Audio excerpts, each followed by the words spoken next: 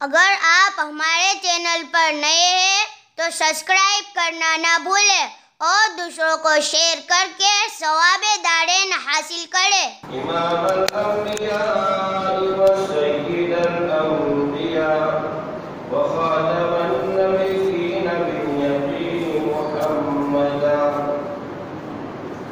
باليقین محمدا عبده ورسوله وصلی اللہ علیہ وعلى آلہ واصحابہ واتباعہ وازواجہ وذریاتہ وبارك وسلم تسليما كثيرا كثيرا أما بعد فأعوذ بالله من الشيطان الرجيم بسم الله الرحمن الرحيم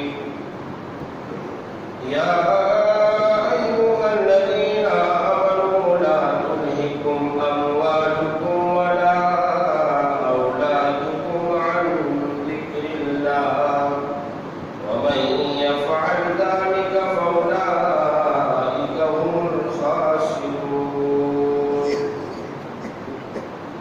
صدق الله العظيم۔ عزیز دوستوں اور بزرگوں، اللہ تبارک و تعالیٰ کا احسان ہے کہ اللہ تعالیٰ نے ہم سب کو ایمان کی دولت سے مالا مال فرمایا ہے، سب کو مومن اور مسلم بنایا۔ یہ اللہ کا بہت ہی بڑا احسان ہے۔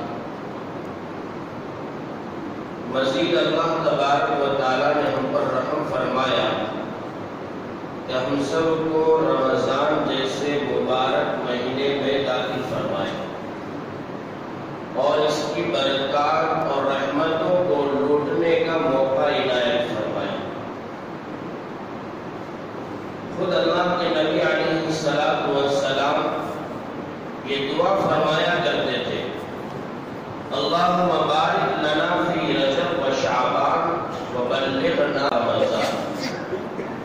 اے ہمارے پروردگار تو ہمیں رجب اور شعبان میں برکت عطا فرما اور رمضان تک ہمیں پہنچا۔ گزشتہ جمعہ میں روزے سے متعلق گفتگو ہوئی تھی، روزے کے فضائل، اس کی اہمیت پر کچھ روشنی ڈالی تھی۔ اس جمعہ میں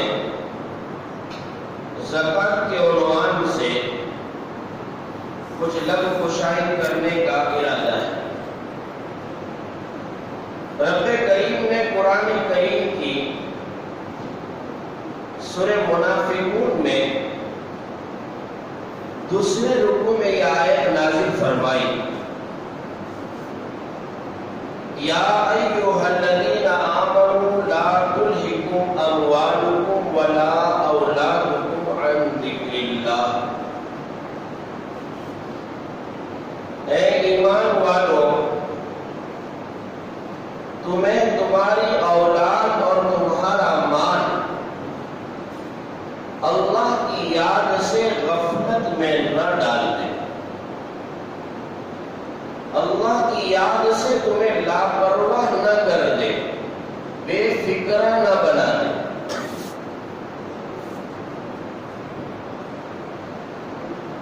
اولاد بھی اللہ کی بڑی نعمت ہے اور مال بھی اللہ کی بڑی نعمت ہے۔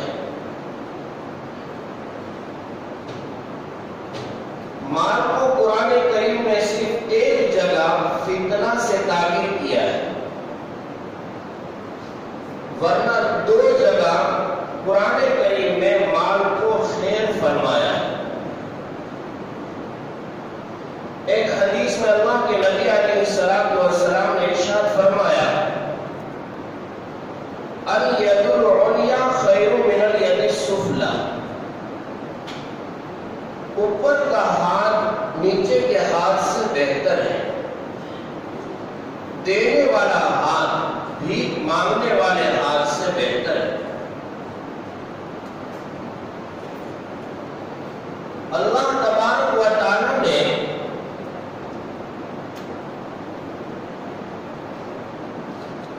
معاش کے لیے بھی حکم فرمایا۔ سورہ جمعہ کی آیت ہے جس میں اللہ تبارک و تعالیٰ نے دوسرے رکوع میں فرمایا اذا قضیت الصلاۃ فانتشروا فی الارض، کہ جب نماز پوری ہو جائے جمعہ کی تو تم زمین میں پھیل جاؤ اور تم اللہ کے فضل کو تلاش کرو، یعنی اپنی روزی تلاش کرنے میں لگ جاؤ۔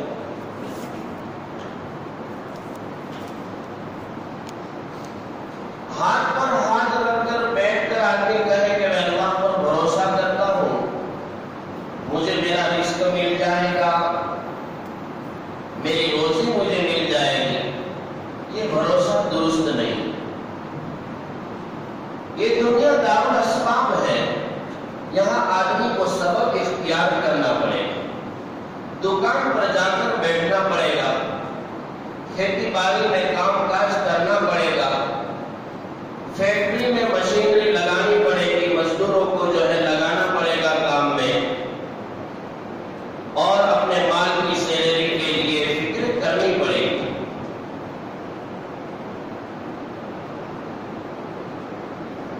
قرآن کریم کی جو آیت پڑھی ہے اس میں رب یہ فرماتا کہ لا تلہکم،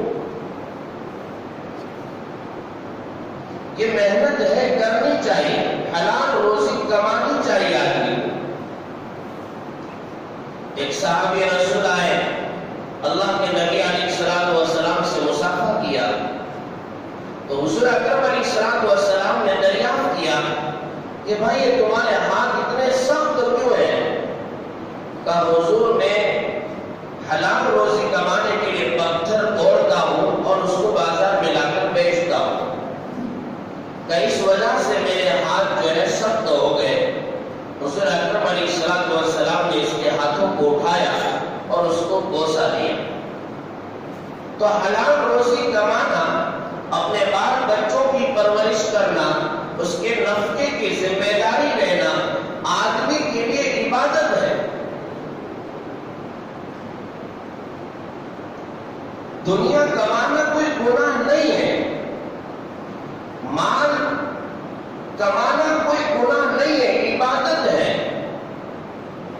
لیکن آدمی مال کے چکر میں اتنا مگن نہ ہو جائے، مال کے پیچھے آدمی اتنا دوڑتا نہ ہو جائے، مال کی فکر میں آدمی اتنا نہ لگ جائے کہ وہ خود کو بھول جائے اور خود کو چھوڑ کر اپنے رب کو بھی نہ بھول جائے۔ اگر کوئی مال آدمی کو رب سے غافل کر دیتا ہے تو ایسا مال اس کے لیے درست نہیں ہے۔ حضرت مولانا حکیم الامت اشرف علی تھانوی رحمۃ اللہ علیہ فرمایا کرتے تھے کہ وہ کاروبار کو بزنس ایسا بیع و فروخت کہ جو انسان کو اللہ کی یاد سے غافل کر دے، ایسی روزی کمانا بہتر نہیں ہے۔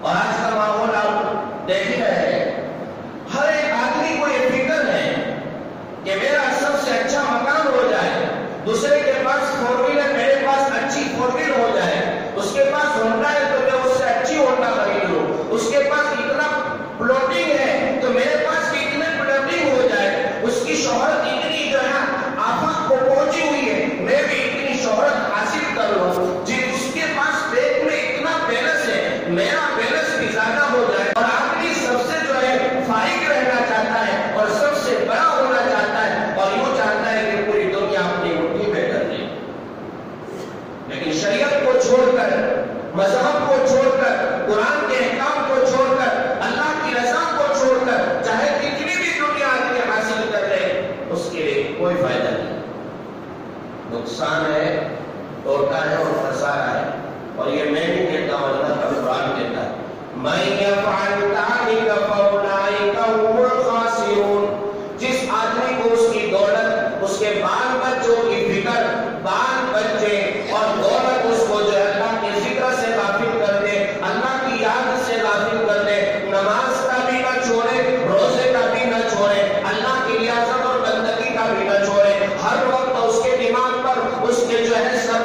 دنیا کی دنیا سوار لیتی ہو، تو فرمایا وَمَن يَفْعَلْ ذَلِكَ فَأُولَٰئِكَ هُمُ الْخَاسِرُونَ، ایسے لوگ خسارہ اٹھانے والے ہوں گے، ایسے لوگ جو ہے ہمیشہ نقصان اور ٹوٹے میں رہیں گے۔ یہ رب کا قرآن کہتا ہے۔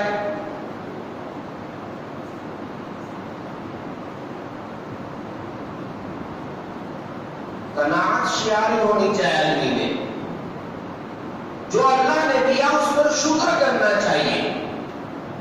لَئِن شَكَرْتُمْ لَأَزِيدَنَّكُمْ وَلَئِن كَفَرْتُمْ إِنَّ عَذَابِي لَشَدِيدٌ، جو آدمی رب کی نعمتوں کا شکر ادا کرتا ہے رب اس کو زیادہ عطا فرماتے ہیں، اور جو ناشکری کرتا ہے اللہ فرماتا کہ میرا عذاب سخت ہے۔ ایک آدمی آیا، اللہ کے نبی علیہ السلام سے سوال کیا کہ کچھ عنایت فرما دیجئے۔ حضور نے کھجور اس کو عطا فرمایا، اس نے کھجور کو معمولی سمجھا اور اس نے اس کو پھینک دیا۔ عطا کیا ہوا کس کا ہے، کس دستے مبارک سے اس کو ملا ہے، اس کا اس نے خیال نہیں کیا۔ اس نے کہا یہ معمولی چیز میں کیا کروں گا، اور یہ کر کے اس نے پھینک دیا۔ ایک دوسرے آدمی آئے سوال کرنے والے، حضور اکرم علیہ السلام نے ان کو بھی ایک کھجور عنایت فرمائی۔ انہوں نے فرمایا اور کہا کہ یہ تبرک ہے، اللہ کے نبی علیہ السلام کے دست مبارک ہاتھ سے عطا ہوا ہے، یہ بڑی فضیلت کی چیز ہے اور بڑی مبارک چیز ہے، یہ کہہ کر لے لیا۔ حضور نے جب اس کی کلمات سنے تو گھر میں آواز دی کہ وہ 40 دینار جو پڑے ہیں وہ اس آدمی کو دے دو۔ 40 دینار جو پڑے ہیں وہ اس آدمی کو دے دو۔ ایک کھجور پر اس نے رب کا شکر ادا کیا، اس نے قناعت کی۔ القناعت مفتاح الفرج، کہ قناعت شیاری، تھوڑے پر راضی ہو جانا، یہ آدمی کی کشادگی کے لیے چابی ہے۔ اور اگر زیادہ ٹینشن لینا چاہو گے، بس دنیا کے پیچھے چکر ہی مارتے رہو گے، تو میرے بھائیوں یہ دنیا ہر ایک کی چھوٹی ہے، ہماری بھی چھوٹ جائے گی، کسی کی رہے گی نہیں۔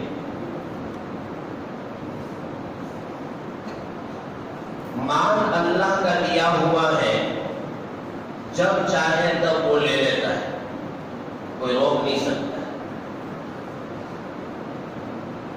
رب نے مال دیا تو رب نے خرچہ کرنے کا بھی حکم دیا ہے۔ وَأَنفِقُوا مِمَّا رَزَقْنَاكُم مِّن قَبْلِ أَن يَأْتِيَ أَحَدَكُمُ الْمَوْتُ، کہ تم خرچ کرو اس میں سے جو ہم نے تم کو عطا کیا ہے، اس وقت کے آنے سے پہلے کہ آدمی کو موت آ جائے، موت کا جھٹکا لگے، آدمی کا روح کا اور باڈی کا کنیکشن جب کٹ جائے، اس سے پہلے آدمی جو ہے اس مال میں سے جو دولت ہم نے دی ہے، جو رزق ہم نے دیا ہے، اس میں سے غریبوں کو، فقیروں کو، مسکینوں کو، حاجت مندوں کو، ضرورت مندوں کو، اپاہج لوگوں کو، بیواؤں کو، یتیموں کو، اور جن کے لوگوں کو دیکھو کہ وہ پریشانی میں ہیں، مبتلا ہوئے ہیں، ایسے حالات آپ کی عادت کے بغیر ان کا باہر آنا مشکل ہے، اور بیچارے در پر بھٹکتے ہیں اور لوگوں کے سامنے ہاتھ پھیلاتے ہیں، اور تم اس کو دھتکار دیتے ہو، ان کو نکال دیتے ہو۔ یاد رکھو، ابھی خرچ کر دو ورنہ وقت آئے گا تمہاری موت کا، اور جھٹکا تمہیں ایسا لگے گا کہ دنیا یوں ہی چھوٹ جائے گی۔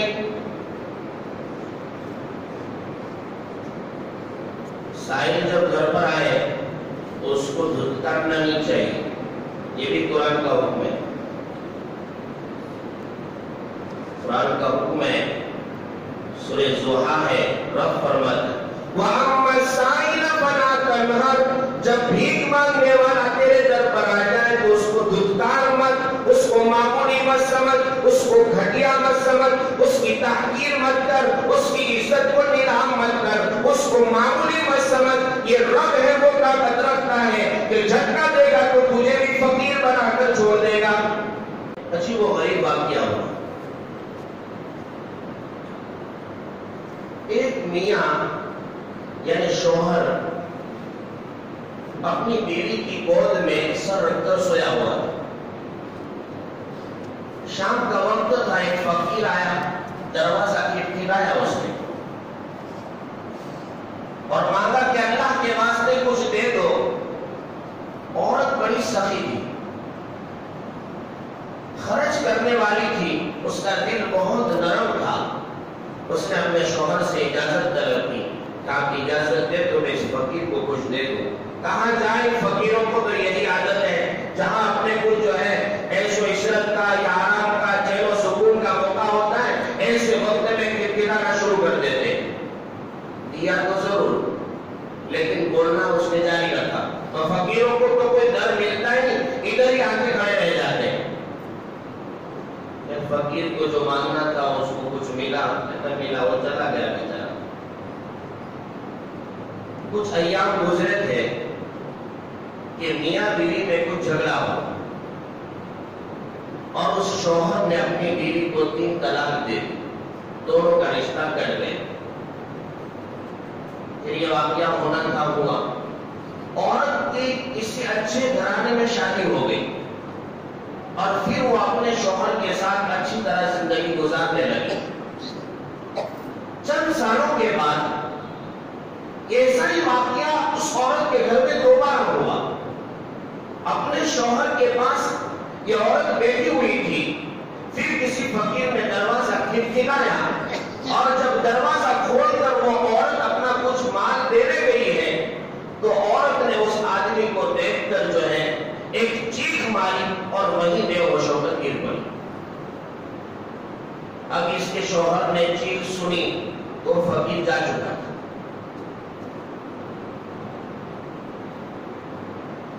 اس کو ہوش آیا، پانی ڈالا. جب افاقہ ہوا تو اس کے شوہر نے پوچھا، جو دوسرا شوہر ہے، کہ کیا بات ہے، تم نے چیخ ماری اور بے ہوش ہو گئی، کیا بات تھی؟ عجیب و غریب ماجرا ہو گیا. میں آپ کے نکاح میں آئی ہوں، میرا یہ دوسرا نکاح ہے، اور آج جو فقیر در پر بھیک مانگنے آیا تھا، یہ فقیر کوئی اور نہیں تھا، میرا شوہر. یہ فقیر کوئی اور نہیں تھا، یہ میرا شوہر تھا. تو یہ دوسرے شوہر نے کہا، مجھے تو پہچانتی ہے؟ بولے نہیں. کہ تجھے اس سے بھی زیادہ تعجب ہوگا کہ میں وہ فقیر ہوں کہ ایک مرتبہ تمہارے در پر آیا تھا اور میں نے بھیک مانگی تھی، اور تیرے شوہر نے جو کلمات پہلے شوہر نے جو بولے تھے کہ ان بھکاریوں کو تو کوئی وقت ملتا نہیں ہے، کوئی در ملتا نہیں ہے، ہمارے گھر پر آ جاتے ہیں، نہ وقت دیکھتے ہیں، نہ کسی آدمی کی ضرورت سمجھتے ہیں، اور بس دروازہ کھٹکھٹاتے رہتے ہیں. کہ یہ جو فقیر آیا تھا وہ فقیر آج میں تیرا ہی شوہر. رب بدلا دیتا ہے بازی. مت سمجھو کہ رب کی پکڑ جو ہے معمولی ہے، رب کی پکڑ بڑی سخت ہے. سورہ بروج میں خود رب کہتا ہے، ان بطش ربک لشدید، تمہارے رب کی پکڑ بڑی سخت ہے. اس لیے جو اللہ نے دیا ہے اس کو اللہ کی راہ میں خرچ کرنا چاہیے. 10 بارے میں اللہ تبارک و تعالیٰ فرماتے ہیں، والذین یکنزون الذهب والفضة ولا ينفقونها في سبيل الله فبشرهم بعذاب أليم. کہ جو آدمی سونا چاندی کو جمع کرتے رہتے ہیں، آیا نا سیلاب سونے چاندی کا، غرق کر دیا سب کو. والذین یکنزون الذهب والفضة، قرآن کہتا ہی ہے کہ جو آدمی سونا چاندی جمع کرتے ولا ينفقونها في سبيل الله، اور اسے اللہ کی راہ میں خرچ نہیں کرتے، فبشرهم بعذاب أليم، انہیں دردناک عذاب کی خوشخبری سنا دو. اور میرے بھائیوں، میں نے جو واقعہ بتلایا یہ تو دنیا کا ہے، آخرت میں تو اس سے کئی گنا سخت ہوگا. یوم یحمى علیہا فی نار جہنم فتکوی بہا جباہہم وجنوبہم وظہورہم. وہاں کا معاملہ عجیب ہوگا. جب فقیر آتا ہے نا تو آدمی کے پیشانی پر پٹ پڑ جاتے ہیں اور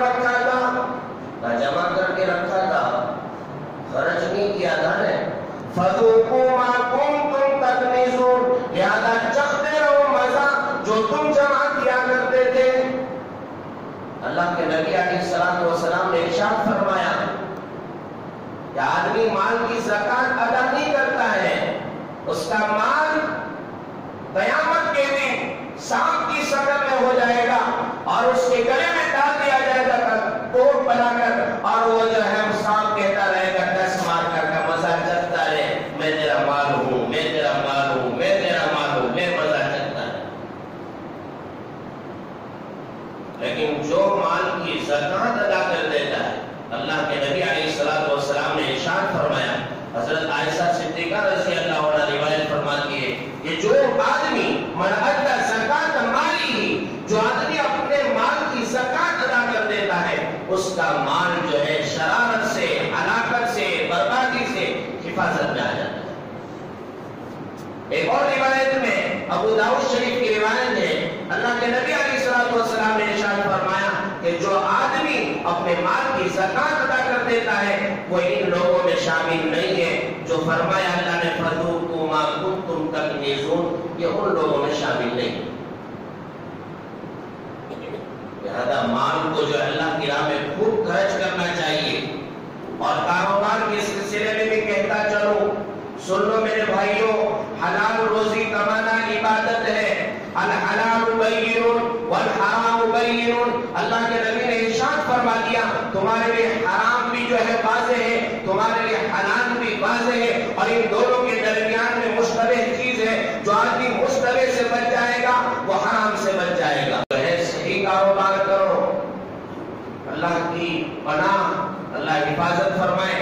بعض مرتبہ تو ایسا ہوتا ہے کہ کس کے گھر پر چائے پیے اور کس کے گھر پہ ناشتہ کھائے، پتہ نہیں کس کا کیسا کاروبار، کس کا کیسا بزنس۔ اگر ایک حرام کا لقمہ ہمارے حلق میں چلا گیا تو عبادت ہماری گارڈ ہو جائے گی۔ دعا کرتے رہو، چیختے رہو، کپڑا حرام کا، لباس حرام کا، کھانا حرام کا، بھائی کی غذا حرام کی، رو رہا ہے چیخ رہا، اللہ میری سن لے، میری سن لے، اللہ کیا سنے گا؟ حلق سے اوپر دعا کی جا رہی ہے۔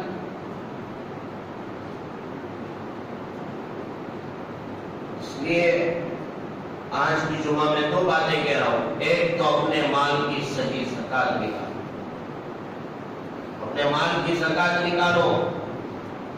قرآن کریم کی جو آیت سورہ منافقون کی میں نے پڑھی ہے، عجیب اللہ نے منظر بھیجا ہے، فَيَقُولَ رَبِّ لَوْلَا أَخَّرْتَنِي إِلَىٰ أَجَلٍ قَرِيبٍ فَأَصَّدَّقَ وَأَكُن مِّنَ الصَّالِحِينَ۔ آدمی کہے گا جب جھٹکا لگے گا نا، اب کہے گا اب مال آ جائے گا، صدقہ کر دوں گا، صدقہ سب دے دوں گا، اتنا ٹکا صدقہ کر دوں گا، اتنا اللہ کی راہ میں خرچ کر دوں گا۔ اب نیت نہیں کرنا ہے، پکڑ آ گئی ہے۔ قرآن کہتا ہے، قرآن منظر کہتا ہے فَأَصَّدَّقَ وَأَكُن مِّنَ الصَّالِحِينَ، اب تو میں نیک بن جاؤں گا، صالح بن جاؤں گا، تہجد گزار بن جاؤں گا، رب کی عبادت اور ریاضت میں لگ جاؤں گا، اللہ کی بندگی میں مزے ہی مزے لیتا رہوں گا۔ فَأَصَّدَّقَ وَأَكُن مِّنَ الصَّالِحِينَ، اب تو میں نیک کاروں میں ہو جاؤں گا۔ اللہ کہتا ہے وَلَن يُؤَخِّرَ اللَّهُ نَفْسًا إِذَا جَاءَ أَجَلُهَا، جس آدمی کا وقت آ جاتا ہے اللہ اسے ذرا بھی مہلت نہیں دیتا، مہلت نہیں ملتی۔ رب سے ڈرو، بار بار قرآن کہتا ہے اتقوا اللہ، اتقوا اللہ، اے لوگوں اللہ کا ڈر اپنے سینوں میں پیدا کرو، رب سے ڈرو، رب سے ڈرو، ذرا خوف الہی تمہارے سینوں میں پیدا کرو، بار بار رب کہتا ہے۔